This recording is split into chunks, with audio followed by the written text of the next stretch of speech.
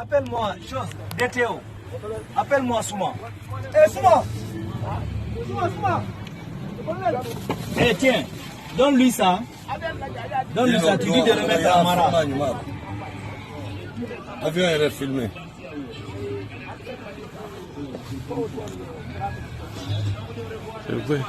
Est-ce qu'on donne la photo là?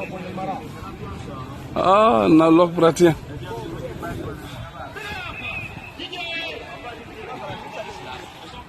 Abseni. Oh, qu'ils ne vont pas aux mêmes endroits. Allez, il y a un Notre hélicoptère, le deuxième est parti aussi. Le deuxième est parti. Hein? On peut mettre.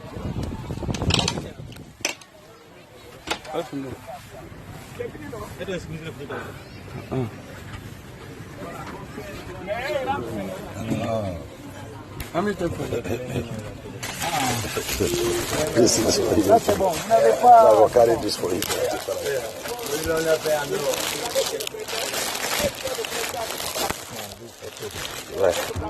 I'm asking, does he have a dual citizenship? Character is important. Character is relevant. You know, I tell people, when you read the story about Abraham Lincoln and how he got the bill that ended slavery passed, if you read the process, you will not take the result. Go and read it. So, well, it was about doing a good thing at the time. And I'm not saying anything, so nobody should read innuendos to what I'm saying. But all I'm trying to say is that governance is about getting the results. The process is important. No matter who the person is. The process can be important. Let me put it that way. But sometimes the people you impact, and there is a level of integrity beyond which you should never compromise anyway. So those are issues that are settled because they are value issues. Societies are built on them. So I should not be misunderstood. But again, you must understand that we must not be looking for saints. So all of the accusations that have been leveled against him have been either unproven or there was no evidence offered in support of them. But they have run along for a while. I know one of them. Which is? So they said that he owned the Oriental Hotel. Does he? He doesn't. You know, when that story broke, Dele Alake, his commissioner, image maker then, went to him and said, look, boss, this story is making the rounds. I should go and deny it. He said, no, they're wishing me well. Don't deny it. I was there. And the story has gained a life. Does he have a stake? No, there was no stake. The place was a swamp. The owners of Oriental Hotel, according to the story, were the people who used to own, I think, Golden Crown on Ikorodu Road, and they wanted to relocate. The whole of that Uzumbamba was a refuse dump, including the place where Jim Movia built Civic Center. I was in government when they gave it to him. We used to recover dead bodies there. So it was like, build something there so that we can protect it. And that was how they came along. So what about the issue of dual citizenship? This is the fourth time I am asking. Dual citizenship. I know he carries a Nigerian passport. I don't know about dual citizenship. I know he resided abroad when he went on exile. I don't know if they gave him American citizen there. What does that have to do with the results of the election? And wait a minute. Because my time. Whilst we are going there, the last time I checked, I think that Nigeria's constitution allows you to have dual citizenship, doesn't it? As a president, you need to recheck the constitution in say, respect of being a president. No, it's place of birth. It's place of birth. If you were born to Nigerian parents, I think that I will check that, but I doubt that the Nigerian constitution makes it makes you disentitled if you have dual citizenship, because the constitution allows you to have dual citizenship. I've not gone into the works and housing, and I'm really running out of time. Because you are pressing very, very tenuous grounds. But you are dodging away from it. No, because it's about life. The APC to own the highest vote. No.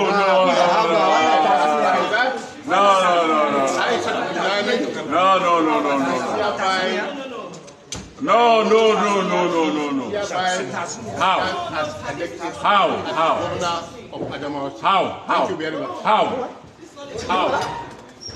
How? Let me ask you now. Just wear your trouser. Kontar dan karka sun kada kanka kasa. Kontar da kanka bango. Now, Baba. Over 60 years now. Now, Baba. Beyond this class commission, we now have to reach out to the chairman. And this is the situation. We will now get the guide for So this is a national officer, this is not the right. That's I'm sorry for that. Trying to understand who is who. You know? So Kagani, where are the Sir.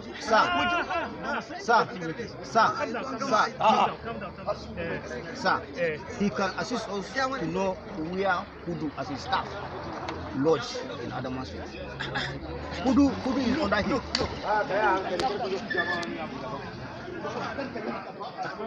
I don't know where because as the reg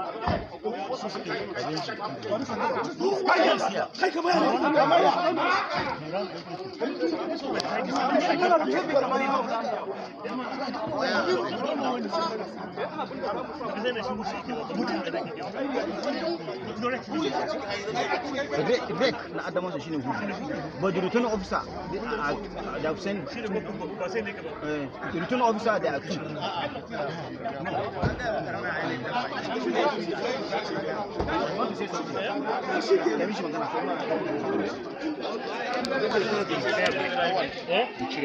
yes, I agree with you. but you help us out. Ba za mu barka hannun yaran nan ba. Gaya mana gaskiya mu za mu cire ka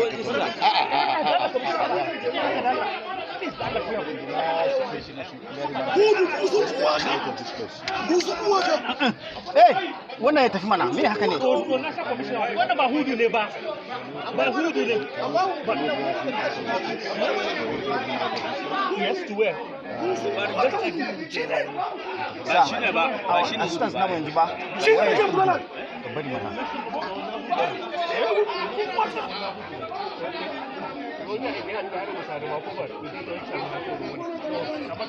Baka tsoron lahiran da babu Allah da muka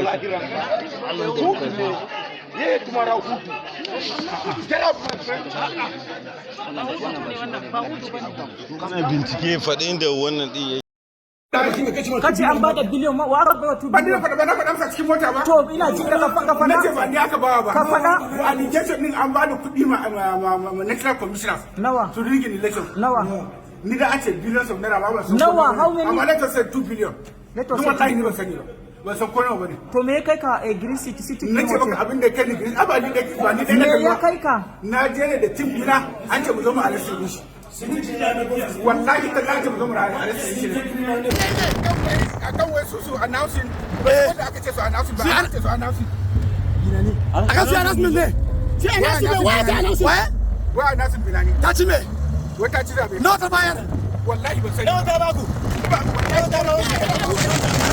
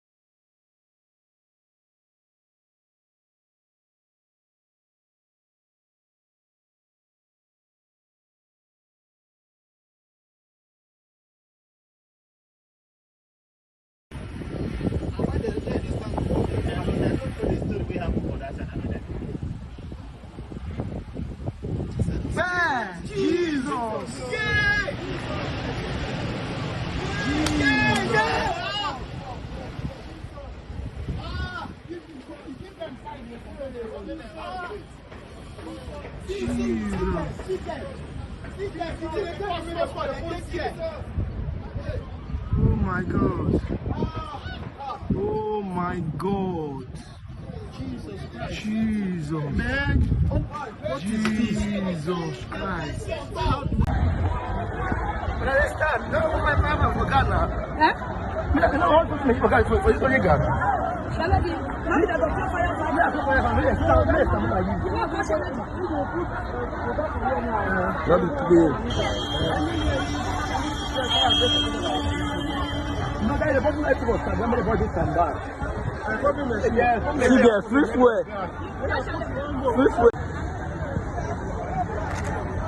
Very mindful boy.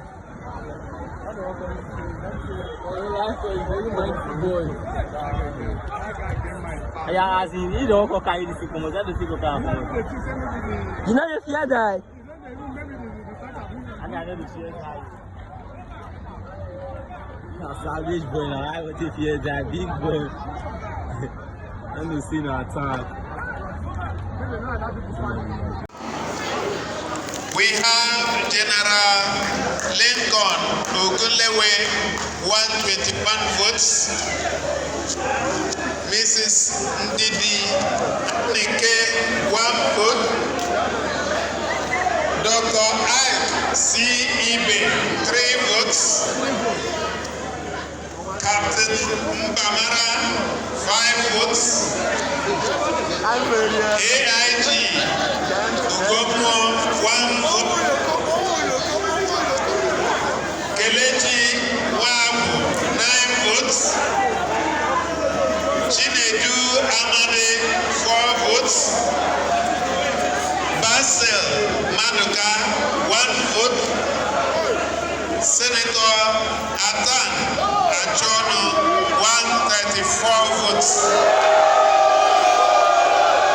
By the powers conferred on me, I hereby return Senator Athan Achonu as the winner of the Labour Party primary election and the Labour Party candidate for the governorship election 2023 in Imo State.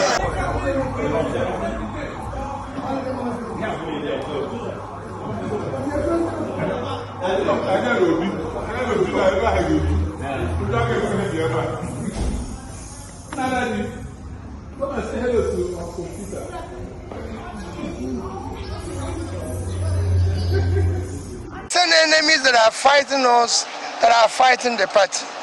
It is for us. It's not going to be easy. From day one, I said it's not going to be an easy fight. They're trying to remove all those who have lived off this confusion for years. They're not going to go away laughing. They're going to fight back. It will take time. Whatever happens, we must stay the course because we want to build a new Nigeria. We want a Nigeria where Nigerians will be proud to say they are Nigeria. I'm a Nigerian, committed Nigeria. I don't have any dual nationality. So this is my own country. And I've said it that even if there's war outside this country, if I'm outside, I'll come back because it's my country. So I'm committed to it and I want them to be committed. We're trying to move into our house.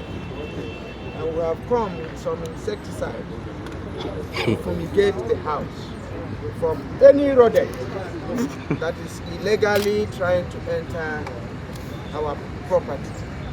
So that is why we are here.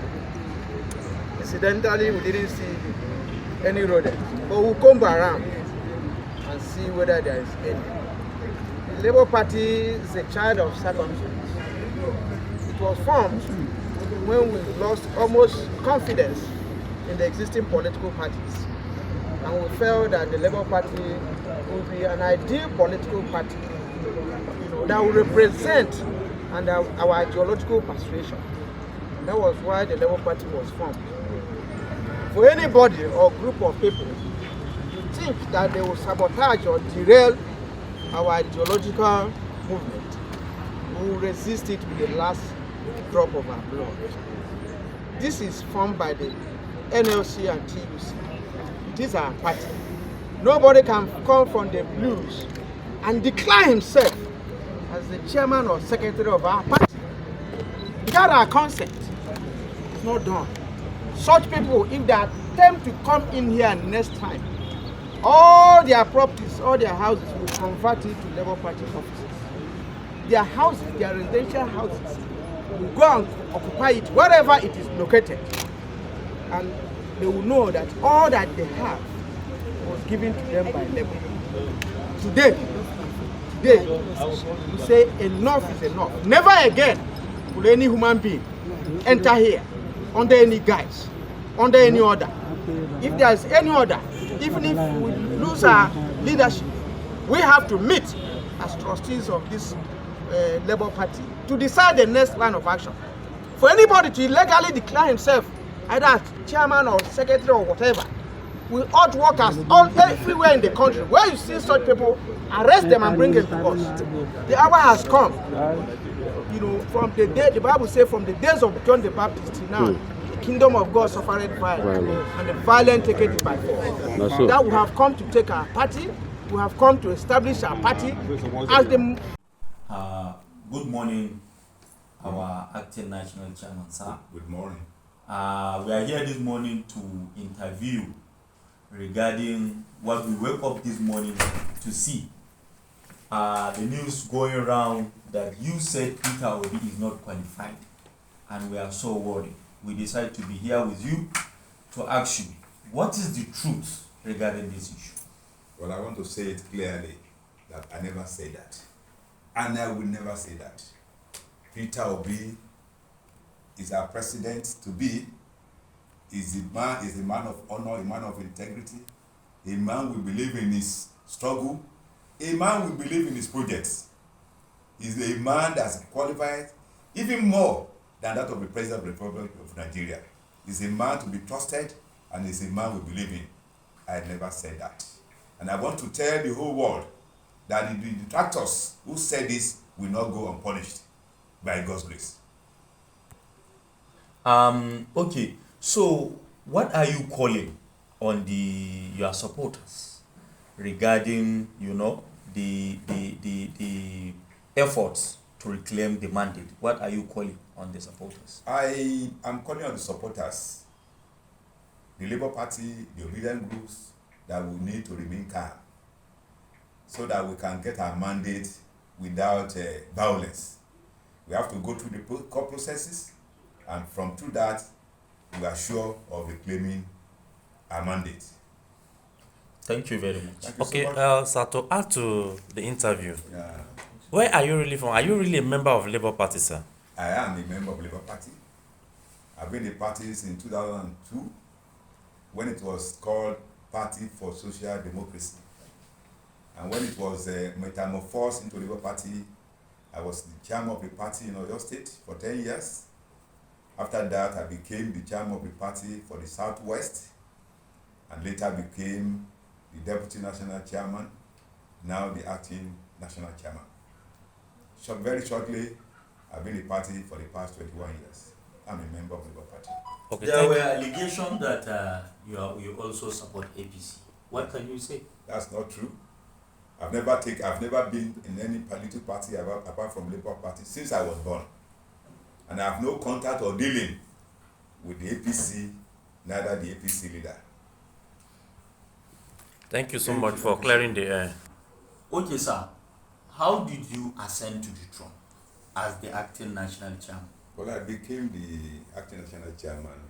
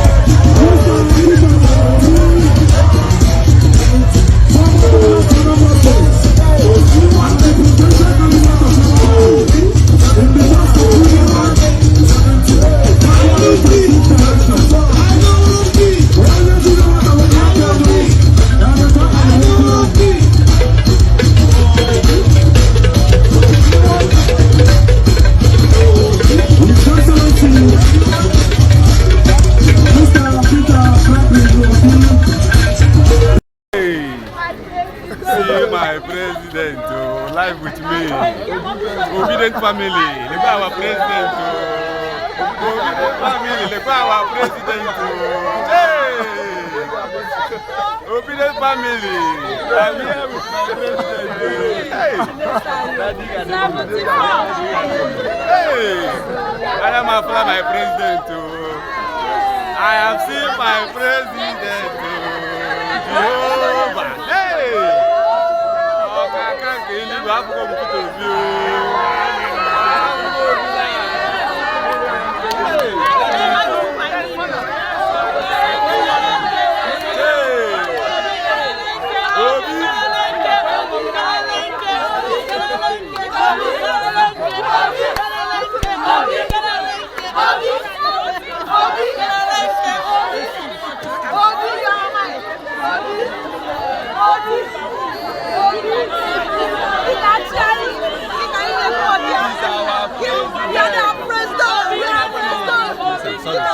Sorry. This is our love, bro. Don't joke with this man. This is our love. I spent 3 million naira for his campaign. Our president is here.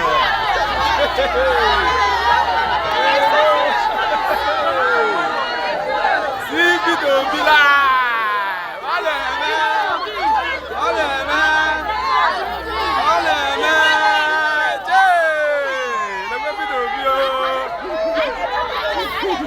They're going to be to be kind of live now. They're going to be to that. Hey!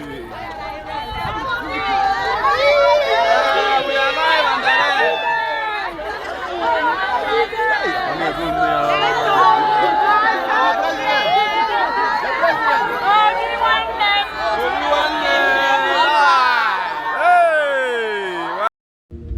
In 1989, I was about to get married and I was searching for a good place to rent, a good house to rent. I met my landlord-to-be, who happened to be an elderly lawyer who obviously did more real estate than legal practice. I mean, he was mainly just in business of real estate. So when I met him, he let me know that there were 3 categories of people that he would not rent his property to. Of course, he didn't know who I was. And the 3 categories of people that he would not rent his properties to were Igbos, Ijebus, and lawyers. Igbos, Ijebus, and lawyers. He made it very clear to me.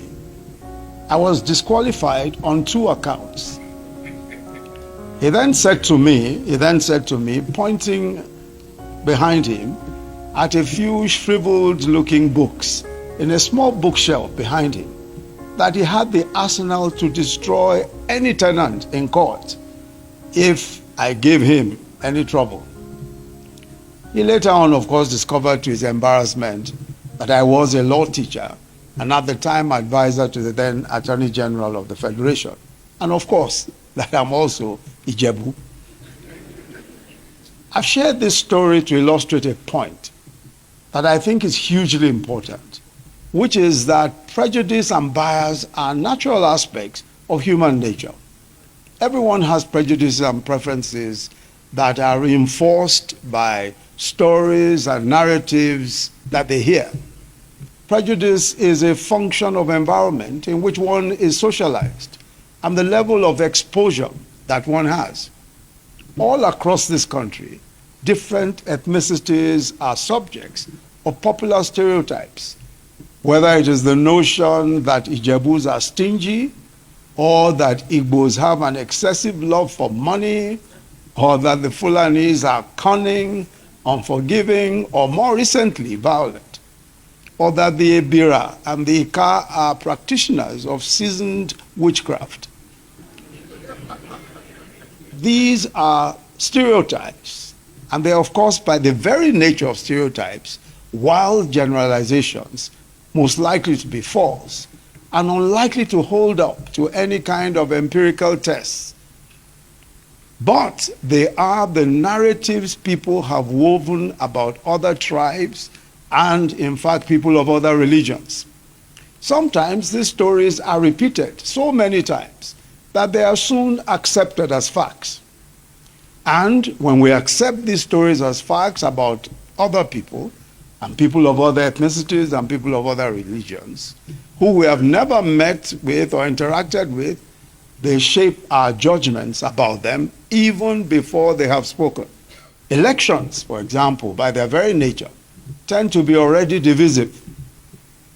Partisan democratic competition compels us to align ourselves with the camps that most reflect our ideals and aspirations. In a diverse society such as ours, democratic competition is intensified by the socio-cultural cleavages that exist in society. This is true of any heterogeneous society or democracy. In an election cycle in which the major contenders come from different ethno-regional classes or zones, there was always a sense that the competition was going to be particularly intense. But at the same time, it would not be accurate to reduce the election to an ethnic census. As we saw, the contenders performed strongly in parts of the country other than their natal regions.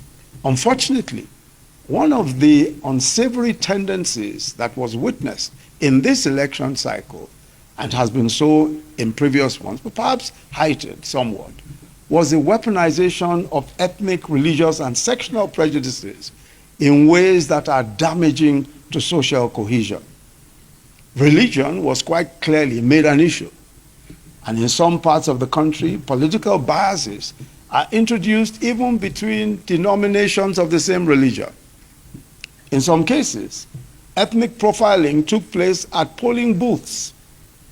There's a popular female food blogger and YouTuber called Sisi Yemi, a Yoruba woman, who took to her verified Twitter handle to say, and I quote, "My husband and I were not allowed to vote. They said we look like Igbo people. I can't believe this," end of quote. Almost without fail, in every election cycle, politicians have forcefully, either overtly or covertly, sought to persuade voters that voting for their particular candidate or the particular political party they favor is the will of God, and that voting for the opposing party was a violation of the divine will. Repeatedly, we hear of prophets who support political parties, one way or the other. This is a matter of great concern because long after an election is over, and long after the leading contenders have sheathed their swords, the rhetoric, the words, and the means used to compete can have adverse long-term effects on society. Where the forces of primordial division and polarization are harnessed for the sake of electoral gain, the venom of such devices remain and continue to poison communal relations, setting neighbors against neighbors. Some of the political rhetoric that we have heard in the course of this election cycle have been disturbing because they recall similar rhetoric used by politicians during some of the darkest chapters of our country's existence. In the First Republic, the exploitation of prejudice and incitement of hatred against ethnic communities led to the collapse of that democratic dispensation. It led to bloody pogroms and a civil war that cost in excess of 2 million lives. We talk about the Civil War, but we seem to ignore the fact that it was the manipulation of ethno-religious sentiment that eventually boiled over into that tragedy. The demons released by that bloody conflict amongst brothers are yet to be fully caged, and we pay the price of that healing process every day. That is not a chapter of our history that we should ever allow to repeat itself. But believe it or not, Nigeria is changing. There are no longer any ethnically homogeneous enclaves in Nigeria. As our own nations have evolved, one of the most discernible changes that we have witnessed is the disappearance of ethnically homogeneous spaces. Everywhere across the country, people from diverse ethnic and religious backgrounds are schooling together, doing business together, commingling, intermarrying, and raising families. Our much talked about linguistic diversity is not a barrier, as many Nigerians are multilingual. Increasingly, we see that the heart and face of a new Nigeria is a socio-cultural hybrid, appreciative of the cultural diversity of our society, attuned to its culture, but also blessed with an inclusive cosmopolitan outlook. For many of these Nigerians, young Nigerians in particular, their ethnic and national identities are not in contradiction. For young Nigerians who belong to the most globalized generation in our country's history, this is especially true. Their friendships, their education, their lived experiences have brought them into contact with a favorable variety of identities and cultures in their societies and on the planet. And we see their multicultural outlook in the social networks, in the entrepreneurial partnerships, and their political activism, which transcend the old primordial allegiances. Leadership does not today, and Nigerian leadership today, does not have the luxury of toying with prejudice. The leadership elite, and when I refer to the leadership elite, I refer not just to the political elite, I refer also to the religious elite and to the business elite. We have a duty to conduct ourselves with a high sense of responsibility, even as we prosecute the contest for power.